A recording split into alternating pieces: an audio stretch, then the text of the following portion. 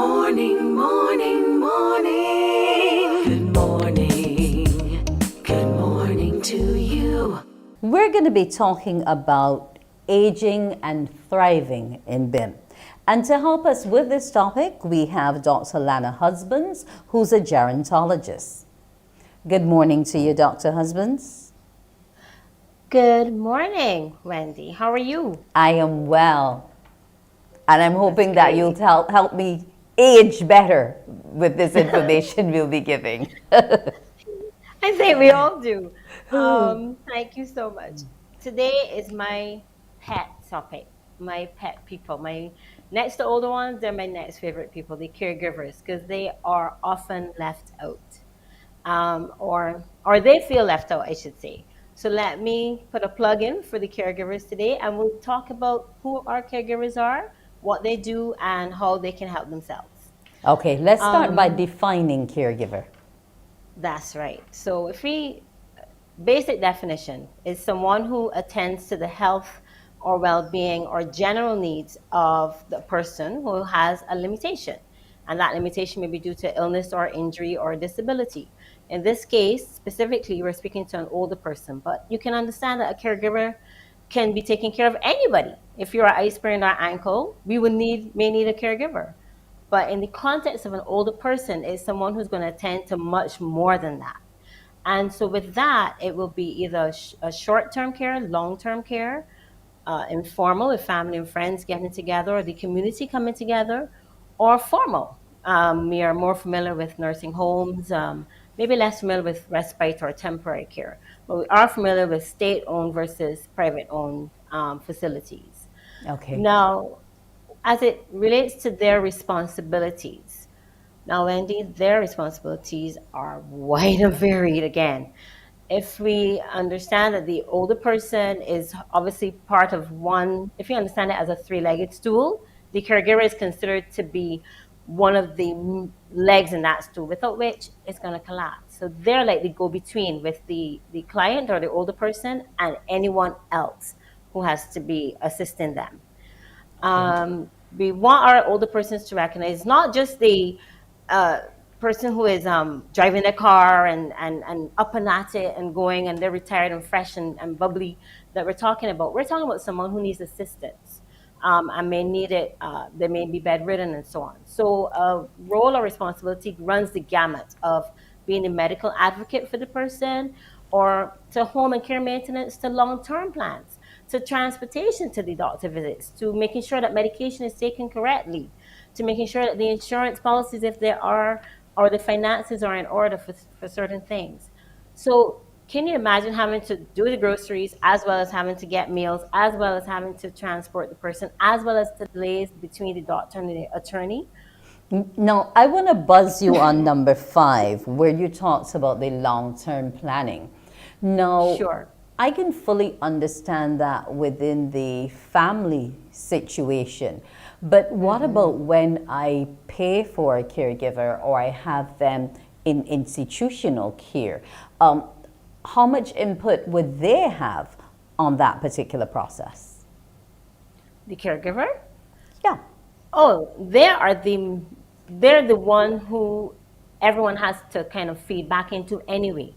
So unless the person who has gone into care has specifically stated, I want the state to take care of me, or I want the manager of this facility to take care of me, they must, I'm not an attorney, so I stand corrected, but as far as I have seen, I'm aware, they must appoint someone of their, well, very good friend or family member, next of kin usually.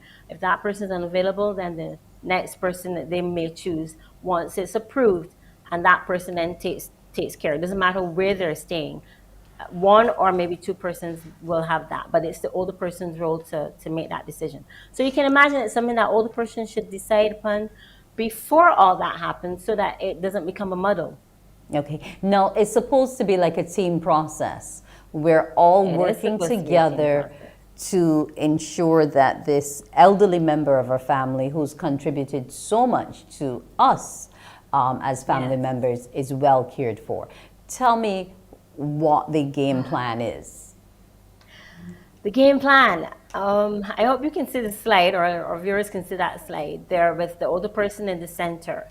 And that little, almost imperceptible caregiver circled in red, I tried to highlight it as much as I could. We know the doctors, we know the nurses, we know the pharmacists, we may even know the physiotherapists, but everyone, the caregiver has this little corner.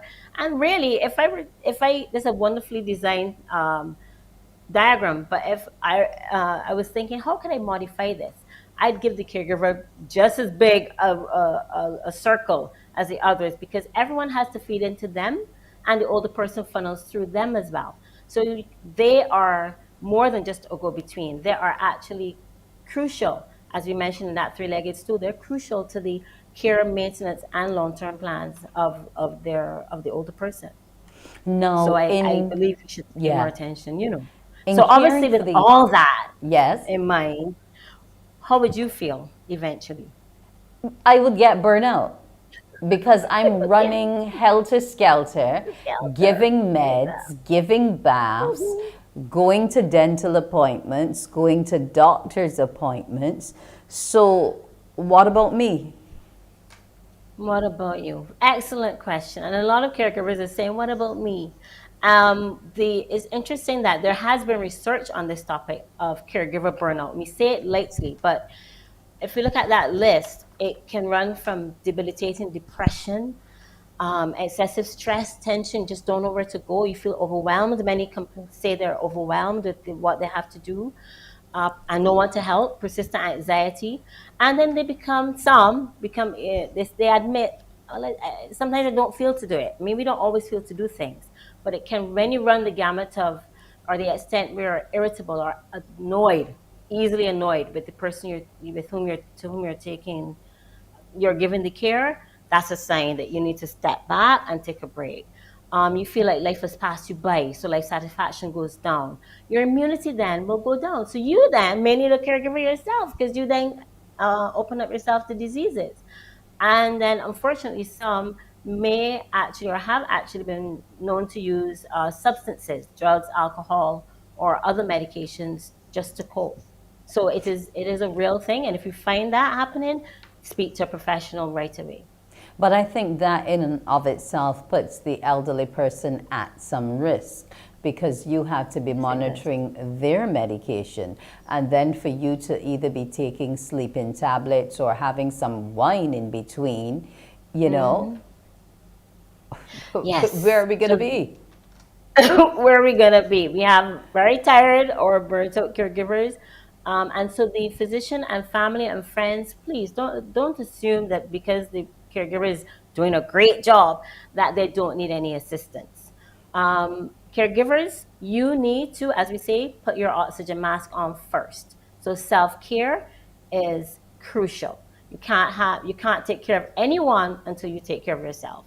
So to prevent burnout or to reduce the risk of you becoming burnt out, get enough rest. Learn your own stress relieving or relaxation techniques. Exercise regularly. We hear this in our own general health. Set your own personal goals so that you don't feel like life has passed you by, and all you're doing now for the rest of your life is taking care of someone who's also living the rest of their life out. And something that many of us fail to do is again ask for help. So it doesn't have to be a psychiatrist or a psychologist. Just tell a neighbor, tell a friend, tell a family member. You may feel unheard, but sometimes persons say, "Well, you didn't tell me. Um, how would I know?" So voice your concerns.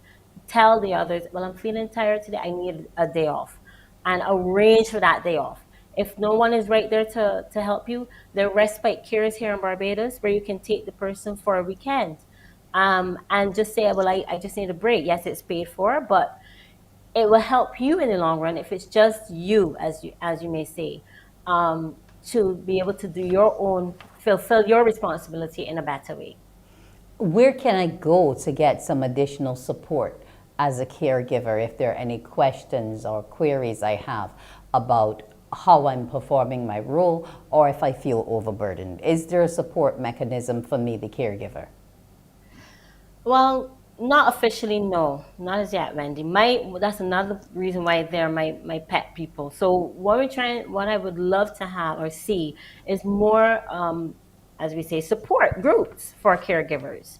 Right now, the Ministry of People Empowerment and Elder Affairs, they're a good resource they're a good place to call if you feel really overwhelmed and you may have a question or two.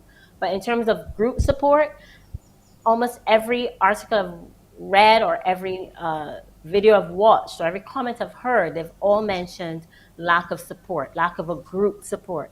So that's something that I think would be needed, definitely is needed sooner rather than later for our caregivers. If we hear their comments, you recognize that they feel as though they need to know that they're not alone in this. And you are not alone in this, but we do need to make it a little more formal for them. I want to thank you so much, Dr. Husbands. And in case I have any other questions or any of our viewers have, we recognize that you're on Instagram. So we can find you there, Age and Thrive with _ Dr. Lana. So I'm sure you can look forward to answering those questions. It's not easy caring for the elderly. We know some of them can get stubborn, a little aggressive, but we can't put them at fault. So I want to thank you for joining us this morning. Thank you so much and have a great day. You know, we take care of them as they took care of us.